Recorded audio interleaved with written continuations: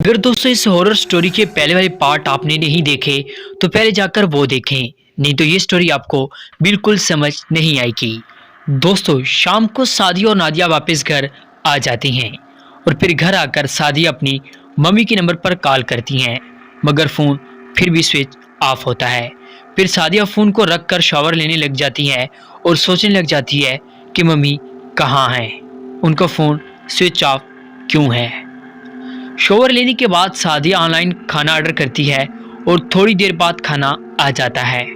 फिर वो अपनी छोटी सिस्टर नादिया के साथ बैठकर खाना खाने लगती है। फिर खाना खाते हुए सादिया अपनी छोटी सिस्टर नादिया से पूछती है कि तुम्हारे एग्जाम्स कब शुरू हो रहे हैं। फिर नादिया कहती है अगले हफ्ते से। फिर सादिया कहती है तैयारी करने के लिए अभी तुम्हारे पास थोड़ी ही दिन बाकी हैं, तुम्हारा सिलेबस कंप्लीट हो गया है क्या। फिर नादिया कहती है हाँ हो गया है, अब बस रिवीजन कर रही हूँ। अभी वो दोनों बातें कर रही होती हैं कि फिर उन्हें कुछ आवाज़ आती है। तो सादिया डर के मारे कहती है ये आवाज़ कहाँ से आई, ये आवाज़ किस चीज़ की थी। दोबारा से उन्हें वो आवाज़ आने लगती है।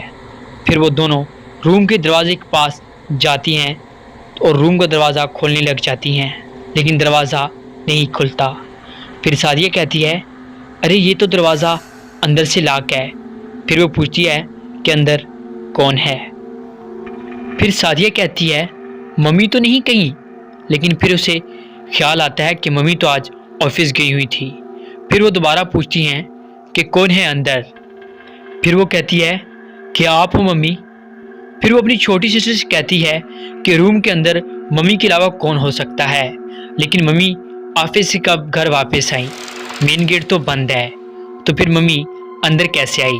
फिर वो अपनी छोटी सिस्टर से कहती है कि तुम इधर ही रुको, मैं पीछे खिड़की से देख के आती हूँ कि अंदर कौन है। फिर नादिया कहती है नहीं आपी, मैं भी तुम्हारे साथ आऊँगी। फिर सादिया और वो दोनों पीछे वाली खिड़की तरफ जाने लगती हैं।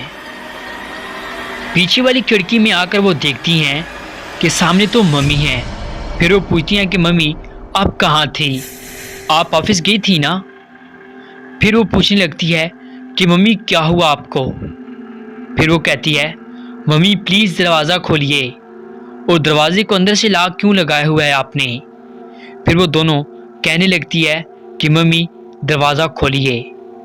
वो बार बार कहती हैं कि मम्मी दरवाज़ा खोलिए। फिर उसकी छोटी सिस्टर भी कहती है मम्मी प्लीज़ दरवाज़ा खोल दें, लेकिन मम्मी कुछ नहीं सुनती और फिर अचानक से लाइट चली जाती है। और वो फिर दोबारा दोनों कहती हैं कि मम्मी प्लीज़ दरवाज़ा खोल दें, लेकिन मम्मी दरवाज़ा नहीं खोलती।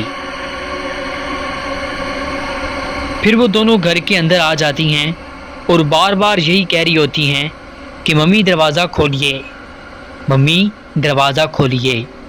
बहुत दफ़ा कहने के बाद फिर भी दरवाज़ा अंदर से नहीं खुला।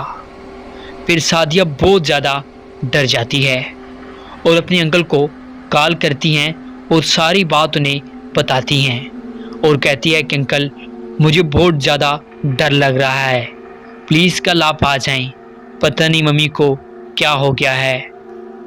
फिर आगे से उसके अंकल कहते हैं कि बेटा मैं कल नहीं आ सकता क्योंकि मैंने एक बहुत ज़रूरी काम जाना है, लेकिन मैं परसों ज़रूर आऊँगा।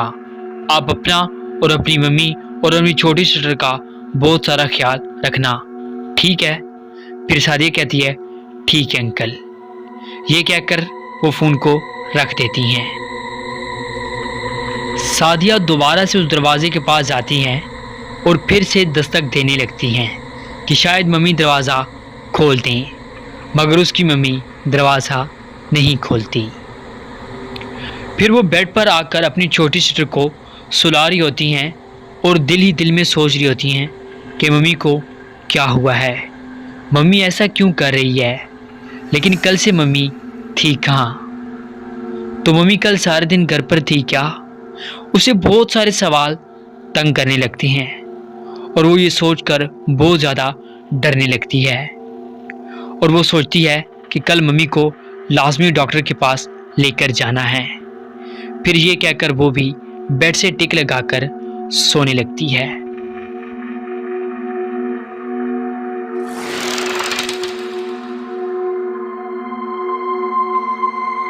वो सो जाती है और फिर अचानक से लाइट बंद हो जाती है।